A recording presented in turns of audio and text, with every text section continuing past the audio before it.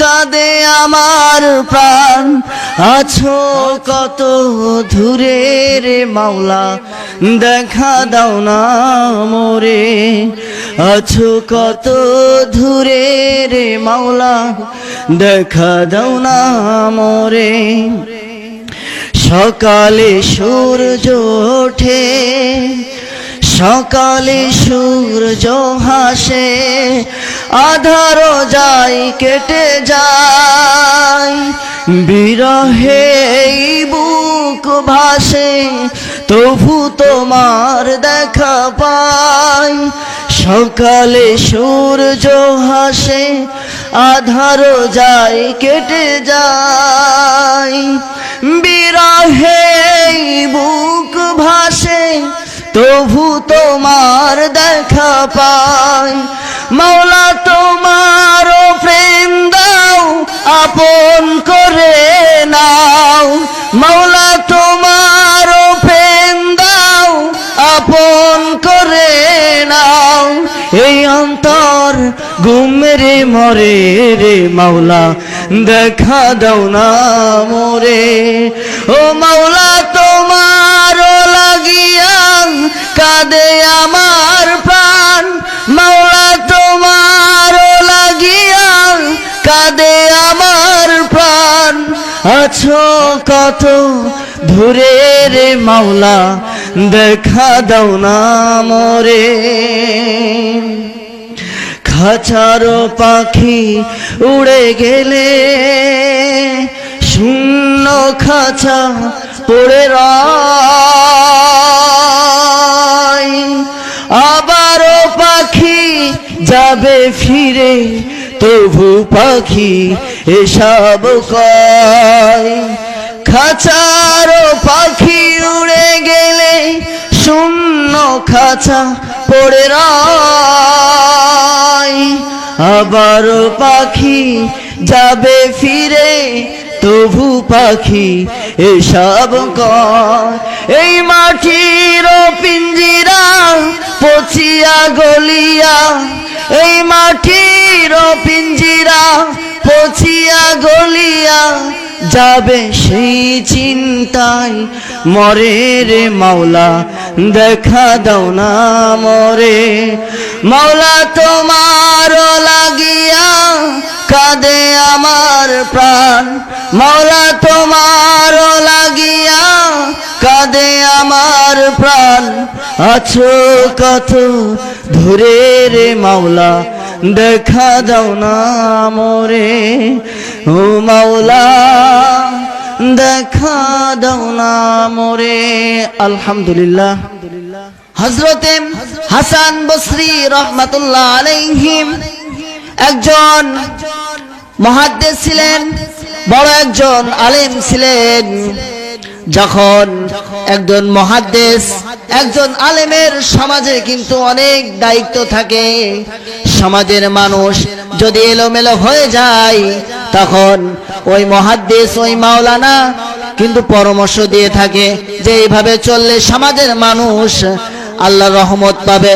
আর যদি সমাজের মানুষ যদি এলোমেলো হয়ে যায়, যদি আল্লাহর আইন যদি কোনো প্রকারে যদি লঙ্ঘন করে ফেলায়, আর আল্লাহর আইন লঙ্ঘন করলেই কিন্তু আল্লাহ রাব্বুল আলামিন সাথে সাথে গজব নাজিল করে। এই জন্য হাসান বসরি রহমাতুল্লাহ আলাইহিম ঘুমানোর পরে একদিন রাত্রে এসে ঘুমাতে গিয়েছেন। ঘুমানোর পরে তার একটি ঘুম হয়ে গেছে। ঘুম হয়ে যাওয়ার পরে হাসান বসরি রহমাতুল্লাহ আলাইহিম এলাকায় একজন মুরব্বী ইন্তেকাল করেছেন। ইন্তেকাল করার পরে 3-4 দিন হয়ে গেছে। তারপরে হাসান বসরি রহমাতুল্লাহ আলাইহিকে ঘুমের মাধ্যমে, যেহেতু বড় একজন মুহাদ্দিস, একজন মাওলানা, তাকে স্বপ্ন দেখালেন, ও হাসান বসরি, আমি তো কবরের ভিতরে খুবই যন্ত্রণাদায়ক আযাবে আমি গ্রেফতার হয়ে গেছি। ও হাসান বসরি, তোমার কাছে আমি একটি কথা বলতে চাই। দুনিয়াতে আমি সব কিছু তো আমি, আমার একজন কন্যা ছিল, মেয়ে ছিল, সেই মেয়ের কাছে আমি সব দিয়ে দিয়েছি। সেই মেয়েটাও তেমন ভালো ছিল না, সেই মেয়েটা ছিল দেহ ব্যবসায়ী। এই জন্য পিতা মারার পরেই আল্লাহ রাব্বুল আলামিন আযাব শুরু করে দিয়েছে কবরে। যেহেতু পিতা এক ওয়াক্ত নামাজ পড়লে বাকি 4 ওয়াক্ত নামাজে তাকে খুঁজে পাওয়া যেত না। এই ধরনের মুসল্লি আজ সমাজে আছে না নাই? আছে। এখন যেহেতু ময়দান ফাঁকা, ময়দান ফাঁকা হলেও কোনো কিছু করার নেই, আলোচনা আমি চালাতেই থাকবো, আল্লাহ ভরসা। যে এই হিদায়াতের কথা শুনবে, আল্লাহ পাক রব্বুল আলামিন যাকে তাকে কিন্তু হিদায়াত দেবে না। আল্লাহ রাব্বুল আলামিন হিদায়াতের ব্যাপারেও যদি আল্লাহ রাব্বুল আলামিন যদি যাকে তাকে হিদায়াত দিত, তাহলে আবু জেহেল, ফেরাউন, উতবা, সাইবা এদেরকেও হিদায়াত দিত। কিন্তু দেখেন, গভীর মনোযোগ, হিদায়াত কারা পাবে আর হিদায়াত পাওয়ার যোগ্য কারা?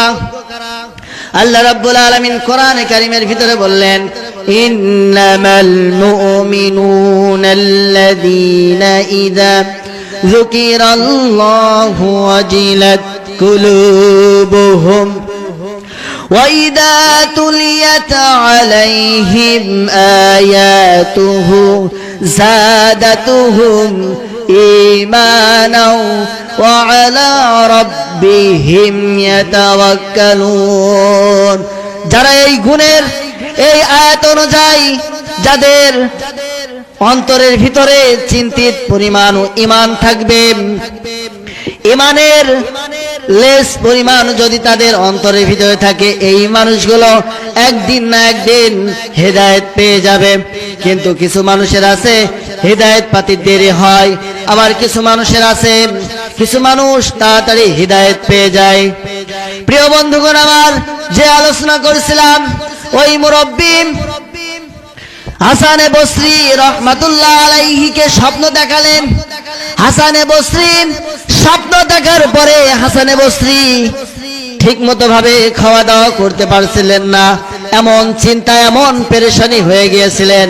হাসানে বসরি রহমাতুল্লাহ আলাইহি তার এলাকার ভিতরে ওই মেয়েটাকে খুঁজতে শুরু করলাম। স্বপ্নের মাঝে ওই মুরব্বি যেই মেয়েটার চেহারা দেখিয়েছে, ওই মেয়েটাকে হাসানে বসরি রহমাতুল্লাহ আলাইহি খুঁজতে শুরু করলো।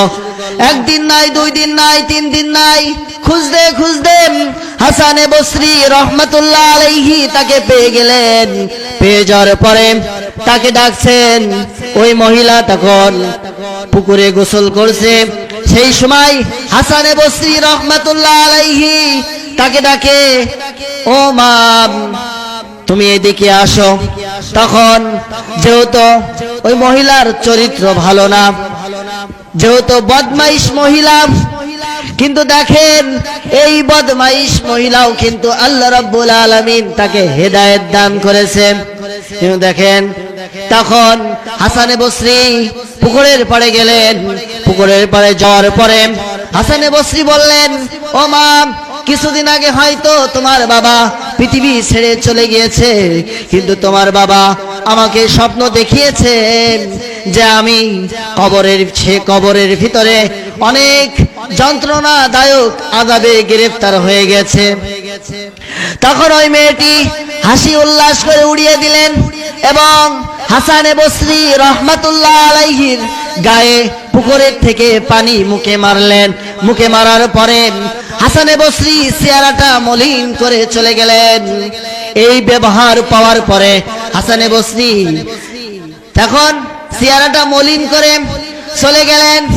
চলে যাওয়ার পরে ওই মেয়েটার অন্তরে এমন ভাবে হাসানে বসরির কথা আসর দিয়েছে।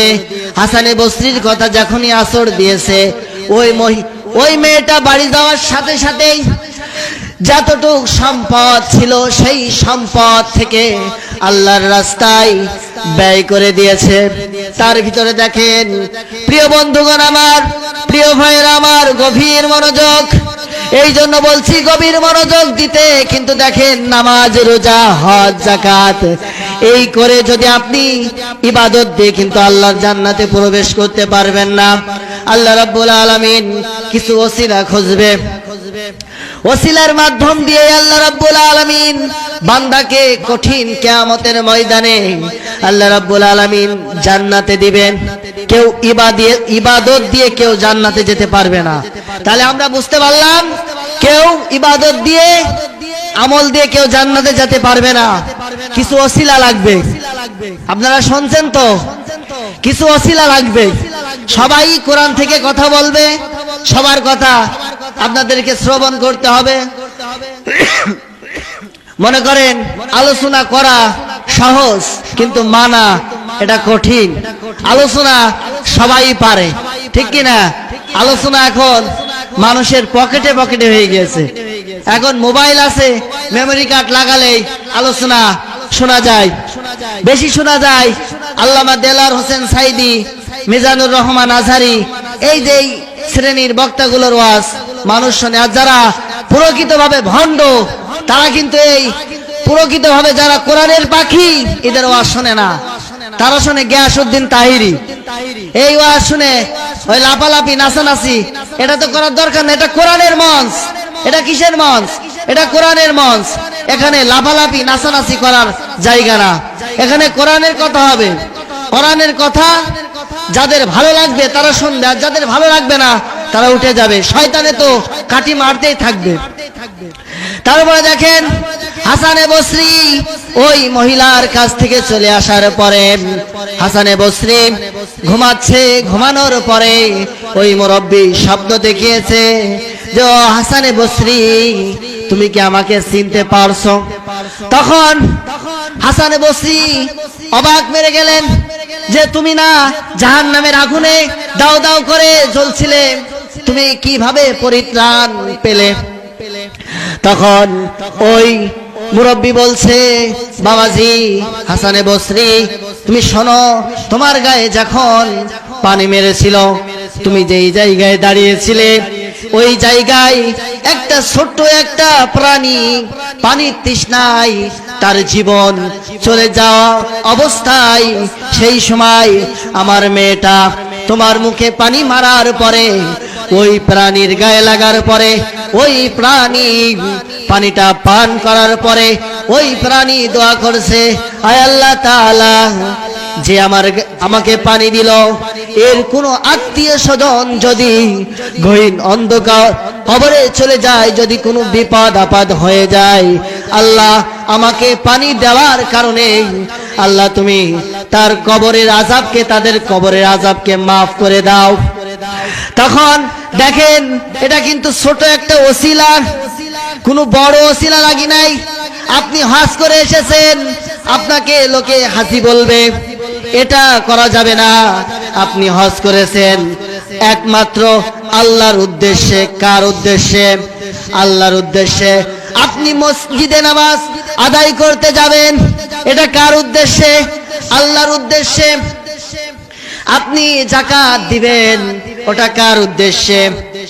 আল্লাহর উদ্দেশ্যে। সবই যদি আল্লাহর উদ্দেশ্যে হয়, তাহলে এর ভিতরে মানুষ দেখানো হলো কি? অনেকে আছে যাকাত দেয়, মোটা রঙের শাড়ি এবং আপনার লুঙ্গি, এইগুলা দিয়ে যাকাত দেয়, যেটা হক তার সঠিক, যেটা যেই যাকাত টাকা হিসেব করে যেই যাকাত দেওয়ার কথা আল্লাহ রাব্বুল আলামিন কোরআনে কারীমের ভিতরে বলেছেন, যাকাতের কথা কিন্তু আল্লাহ রাব্বুল আলামিন 82 জায়গা থেকে 83 জায়গায় আল্লাহ রাব্বুল আলামিন যাকাতের কথা বলেছেন। আর নামাজের কথাও আল্লাহ রাব্বুল আলামিন বলেছে, কিন্তু নামাজের কথা অতটা বেশি বলি নাই। তারপরে দেখেন হাসানে বসরি চিন্তা করছে, হায় আল্লাহ তাআলা, আমরা এমন এক আল্লাহ পেয়েছি যে আল্লাহ ছোট ছোট কারণে মানুষকে মাফ করে দেয়। ছোট ছোট কারণে আল্লাহ রাব্বুল আলামিন তাকে মাফ করে দিয়েছে। দেখেন, এই জন্য আমি বলতে চাই, যেখানে মসজিদ মাদ্রাসা আছে, কত এতিম ছেলে আছে, তাদের পাশে যদি আপনারা দাঁড়ান, আল্লাহ রাব্বুল আলামিন আপনাদের প্রতি খুশি হয়ে যাবে। আপনি কিছু সময়ের জন্য পকেট থেকে টাকা দান করবেন, কিন্তু দেখেন কিছু সময়ের জন্য আপনার কাছে কিছু সংকট মনে হবে যে আমি কি দান করলাম, আমি দান না করে যদি এই টাকাটা যদি আমি পকেটে রাখতাম ভালো হতো। শয়তানে কিন্তু আপনার ওয়াসওয়াসা দিচ্ছে। আল্লাহর নবী বললেন প্রত্যেকটা মানুষের বনি আদমের কলফের ভিতরে শয়তান ওয়াসওয়াসা দিচ্ছে। ভালো হোক আর খারাপ হোক, শয়তানের ওয়াসওয়াসা থেকে কেউ বাঁচতে পারবে না। শয়তান যাদেরকে পাকড়াও করে ফেলেছে, দেখেন পূর্বের যুগের কথা ভেবে দেখেন, নমরুদ, হামান, ফেরাউন, এদের কিন্তু শয়তানে এমন ভাবে ঘেরাও করে ধরেছে, এদের আর দেখেন এদের অন্ধকার পথ থেকে আলোর পথে কিন্তু এরা আসার সুযোগ পায় নাই। পেয়েছে? পায় নাই। তারপর দেখেন আমাদের ইমাম হযরতে ইমাম বুখারী রাহমাতুল্লাহ আলাইহি ছোট বয়সে অন্ধ হয়ে গিয়েছিলেন। ছোট বয়সে দুটি চোখ ইমাম বুখারী হারিয়ে ফেলেছিলেন। তারপরে তার মা আল্লাহ রাব্বুল আলামিনের কাছে দোয়া করলেন। মায়ের দোয়া কত কাজে লাগে। পৃথিবীতে তিনটে শ্রেণীর মানুষের দোয়া আল্লাহ রাব্বুল আলামিন সাথে সাথে কবুল করে নেয়। তার ভিতরে মা বাবার দোয়া আল্লাহ রাব্বুল আলামিন কবুল করে নেয়। আলোচনা আপনারা শুনছেন তো? মা বাবার দোয়া আল্লাহ রাব্বুল আলামিন কবুল করে নেয়। এই জন্য দেখেন অনেকে আছে মুরব্বী হয়ে গেছে কিন্তু তাদের মা বাবা কিন্তু বেঁচে আছে। অনেকে আছে মা বাবার কদর করতে জানে না। অনেকে আছে কোটি কোটি টাকার মালিক, মা বাবাকে যত্ন নেয় না। মা বাবাকে কত কষ্ট দিয়ে তারা পৃথিবীর বুকে বাঁচিয়ে রেখেছে। যেই মা বাবার কথা আল্লাহ রাব্বুল আলামিন কোরআনে কারীমের ভিতরে রেকর্ড করে দিয়েছেন যে তোমাদের কোনো কথা দ্বারা যদি তোমাদের মা বাবা কষ্ট পায়, কষ্ট পাওয়ার সাথে সাথে তোমাদের সারা জীবনের আমল বরবাদ হয়ে যাবে। সারা জীবনের আমল বরবাদ হয়ে যাবে। একজন আমার কাছে প্রশ্ন করেছে, হুজুর আমার মা বাবার সাথে ভালো সম্পর্ক নাই, আমি মসজিদে কার্পেট দান করেছি, আর পড়া মাদ্রাসা, আর পড়া মাদ্রাসা, বাগান ভরা ফুল ফুটেছে, যে নিবিরে আয়, বাগান ভরা ফুল ফুটেছে, যে নিবিরে আয়, কি সুন্দর ফুল ফুটেছে আর পড়া মাদ্রাসা, কি সুন্দর ফুল ফুটেছে আর পড়া মাদ্রাসা, ফুলের তরি কোরআন খানি, কে নিবি ভাই সিনাই ভরি, ফুলের তরি কোরআন খানি, কে নিবি ভাই সিনাই ভরি, ছেলে মেয়ে জলদি করে পাঠান এই জায়গায়, কি সুন্দর ফুল ফুটেছে আর পড়া মাদ্রাসা, কি সুন্দর ফুল ফুটেছে আর পড়া মাদ্রাসা। এই মাদ্রাসার ছাত্র যারা পবিত্র কোরআন পড়েছেন তারা, এই মাদ্রাসার ছাত্র যারা পবিত্র কোরআন পড়েছেন তারা, কত ছাত্র পড়েছেন শুধু জান্নাতের আশায়, কত ছাত্র পড়েছেন শুধু জান্নাতের আশায়, কি সুন্দর ফুল ফুটেছে আর পড়া মাদ্রাসায়। এই মাদ্রাসার দরদি যারা কমিটি গঠন করবেন তারা, বহুমুখী চিন্তা দ্বারা করলেন এই জায়গায় মাদ্রাসা। আর পড়া মাদ্রাসায় বাগান ভরা ফুল ফুটেছে, কে নিবিরে ভাই। আর পড়া মাদ্রাসায় বাগান ভরা ফুল ফুটেছে, কে নিবিরে ভাই। আলহামদুলিল্লাহ, এবার যাই আজান হবে। আমাদের বড় ভাই হাফেজ বেলাল হোসাইন আজান দিবেন, এরপরে জামাত হবে। আমা তৌফিক ইল্লা বিল্লাহ। আসসালামু আলাইকুম ওয়া রাহমাতুল্লাহি ওয়া বারাকাতুহু।